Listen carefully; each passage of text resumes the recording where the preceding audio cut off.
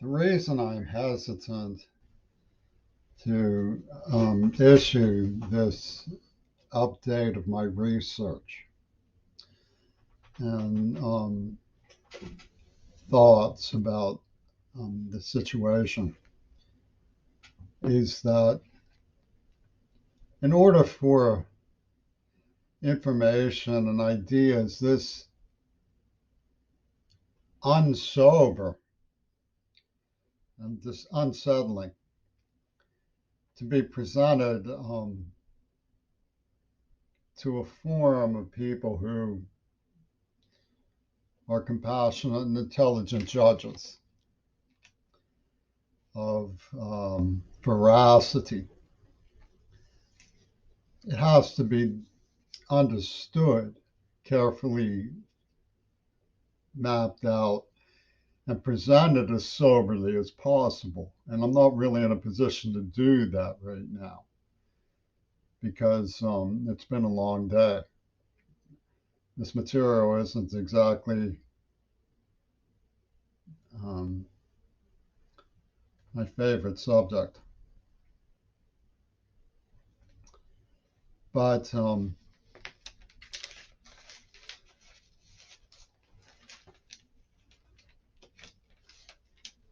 willing to make a go of it if I can find everything.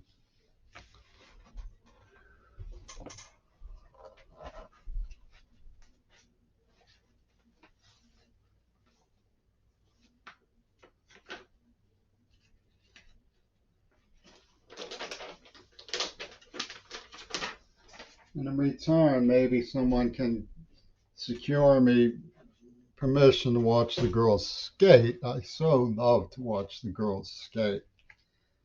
It's such an inspiration.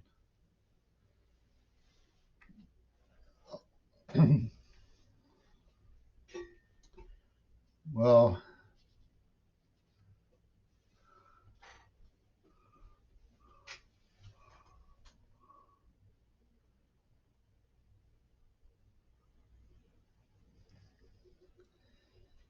right. I see the organizational structure of the research isn't really in my notes right now. And some of it is a digression with an invitation to tangents. And I don't think, given the conflicting views and the nature of the tension that exists between some of the people in my audience and each other and with me, it's all that was to just use as a point of departure. Something like a digression that's an invitation to a tangent. So, what I'd like to do is start with certain things that can be corroborated that some of you may know already. Certainly, the scholars in the Vatican know this already. But from its earliest manifestos, Hollywood has always been cinema with Axis loyalties. From its inception, it's been a fascist movement. And when you look at the manifestos from the 1916s, written by people like Marinetti and Benito Mussolini's proteges, and of course D.W. Griffith, you realize that everything that I have claimed is already in their script. It's already one after another in what they lionize and discuss. The imagery in the Futurist Manifesto cinema is used in Lenin's Magical Mystery Tour. The only thing that is missing is awareness and acceptance of the idea that Lenin pulled a Houdini. Their manifestos describe using anything in life and smashing it down for the building of power. So the idea of deceiving, using cinema and using communications media and broadcast towers for mass deception would be a go for them. Yes, that's if it can be done, let's do it. So all of this is in the amount of the conceptual apparatus that's structured into their literature from the very beginning. And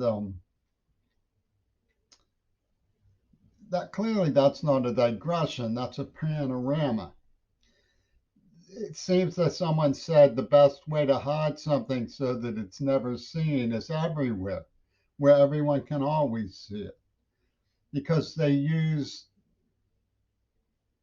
skyscrapers, among other things, billboards, double entendres over and over again to explain their hidden hand idea. And what was being avoided is responsibility to um, human life as a social and ongoing peaceful activity. Ecology schools. Um, they see getting rid of the impure as a form of cleansing. And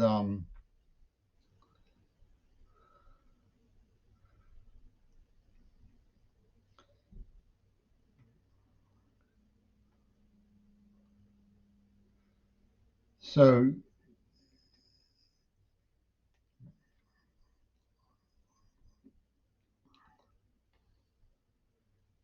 with the Beatles, they even alluded to the Russian avant-garde texture. I mean, Robert Fripp used to promote Ouspensky.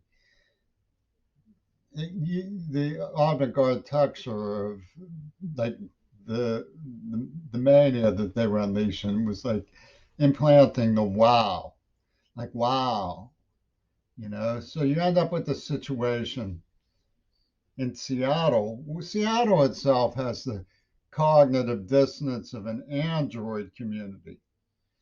You know, we know what a prime directive is from androids in Star Trek.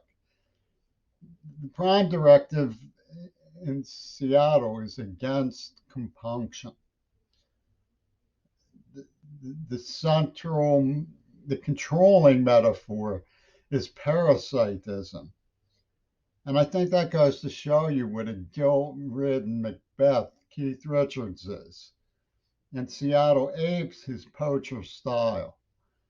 They've had me in questionable circumstances surrounding Sean Straub, who was at the Dakota with Lennon and Chapman.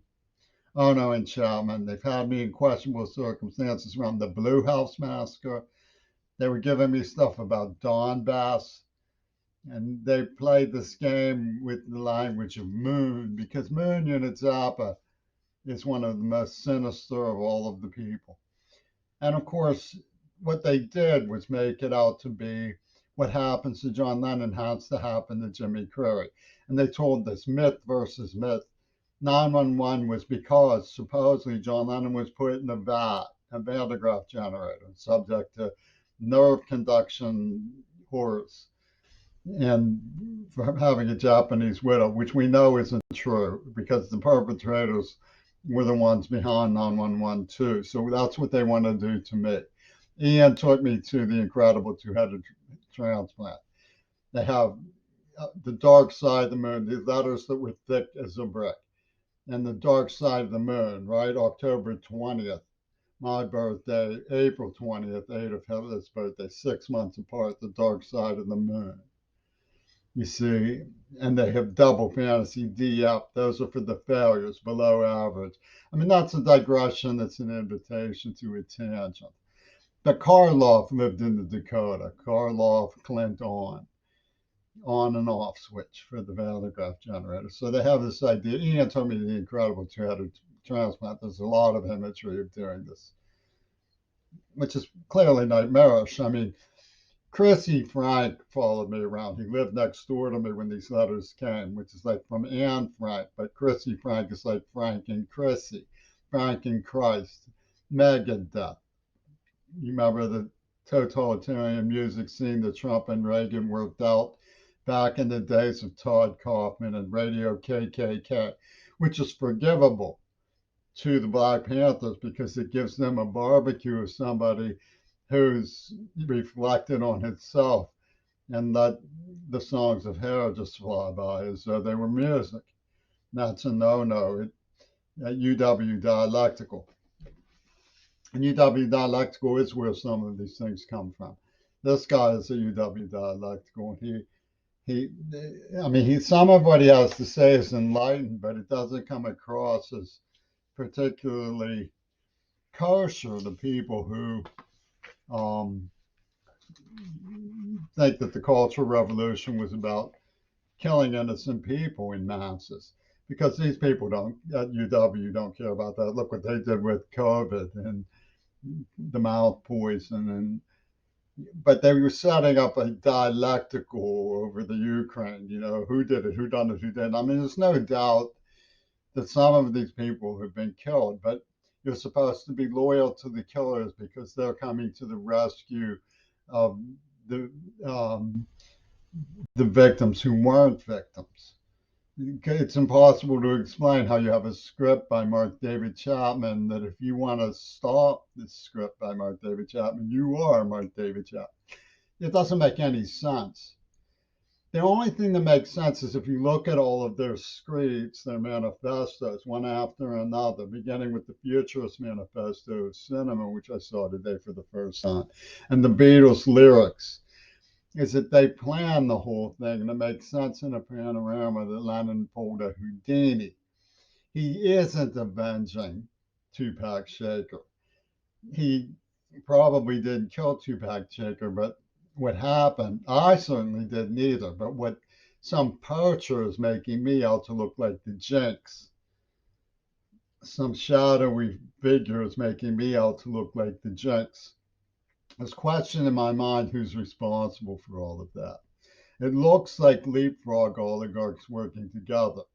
I appreciate the belief that it would be possible to make the stand that the leadership of the international community participating in the United Nations did not know that this was going on and don't like it. But it's all sort of worked out so that copyright stands for snitch. You see, I mean, that's like John Schulman. They drove me out of town because they said I was snitching on someone who was better than me, who understood that I had taken the dainty hair off of the man's vest shirt, which was obviously a pearl to seduce Maduri Gotoba, and so forth and so on. You know, I just wondered if he knew it was there. He comes into the store, and these people turn out to be running an $8 million museum heist by virtue of this dangling Chad. So it looks to me like neocons are in simpatico with the idea of just dialectically everybody to death. And it seems to me absurd. You know, I think the answer to the problem lies in community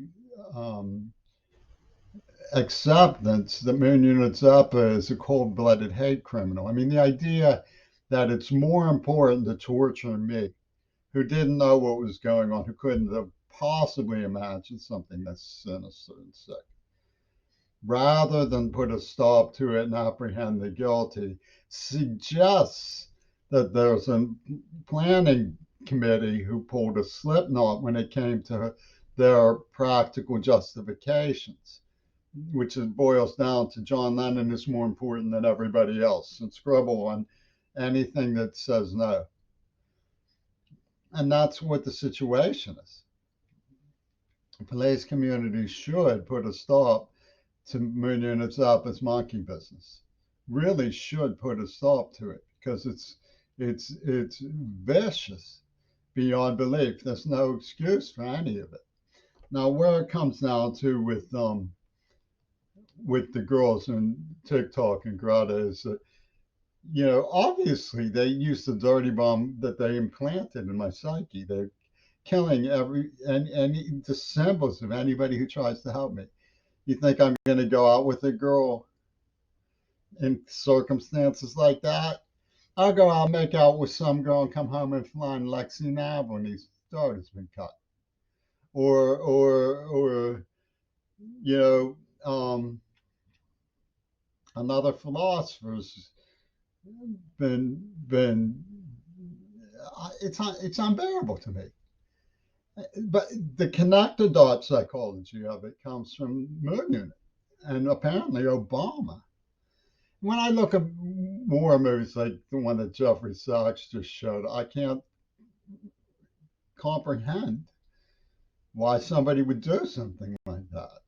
And yet, supposedly, what I'm saying is that superpower isn't something that's devoid of a feedback loop to the victims. But they make monkeys out of pacifist psychologists from the beginning of the Futurist Manifesto. The characteristic of the Beatles themselves, Ringo Starr, Paul McCartney, throughout this whole ordeal, Nazism, confusion, cruelty, and death, has been one of arrogant laughter from cover to cover. And I do not frankly understand that. It escapes me how anybody can side with what Moon Zappa has pulled. Now, assuming their argument is John Lennon symbolizes the great suffering of AIDS victims and the victims of Hiroshima. So we should put Jimmy Carrey in a Franken cooker. This is under the United States law and it's done openly. So what do they have? Do they already have a dirty bomb? These creeps from UW Dialect will steal one, put one in a garage around Tacoma. Is that at least that's an explanation? I mean, because there isn't any other explanation. It's retarded. It's retarded. I mean, I can see why you want this on record. I mean, somebody has to take it seriously. The Bulletin of Atomic Scientists validated concerns about dirty bombs. I mean, why are you telling me that I'm supposed to say, oh, well, there's some justification for this? Moon Unit is fighting the good fight. There's no justification for it. She's not doing anything but pushing the world towards mental illness. I never in a million years imagined that some doofbag bass player into Wisconsin would push the United States into the brink of nuclear war over John Lennon. Yeah. So help me God, I never imagined anything remotely that ridiculous. And yet Tony Levin, these people were like, oh, we bow down to Tony Levin. Yeah, Seattle has this nuisance concept that I'm just in it for myself. Oh, boy. And so when I say Seattle's a place that people go to talk to themselves, right? The kid who's a jester says, you came a long way to talk to an android. And they're all pouting at me. They have cognitive dissonance as androids because then they reflect. He really did come a long way to talk to one of his friends, and we're casting it as him being emotionally detached from this person because we want to justify the controlling idea of parasitism that led me to very severe injuries from unpaid overwork, answering retarded questions. To justify Moon Zappa's idea that parasitism is the controlling idea. And I think it really does show what a guilt-ridden Macbeth Keith Richards must be.